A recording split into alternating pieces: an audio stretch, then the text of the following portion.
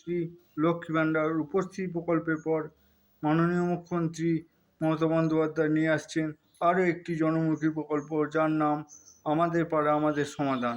এই প্রকল্পের কাজ আগামী 2রা আগস্ট থেকে শুরু হবে। এই প্রকল্পের মাধ্যমে রাজ্যের 80,000 বুথকে 8,000 কোটি টাকা প্রদান করা হবে। এই প্রকল্প ভারতবর্ষের মধ্যে সর্বপ্রথম পশ্চিমবঙ্গই চালু করছে। এই প্রকল্পে আপনার পাড়ায় কী কাজ দরকার সেটা আপনিই ঠিক করবেন।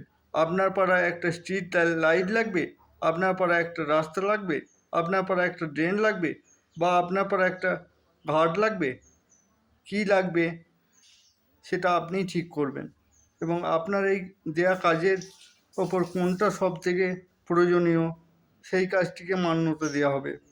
আমি পূর্ব বর্ধমান জেলার সহসভাপতি কুন্তল দে, IWM।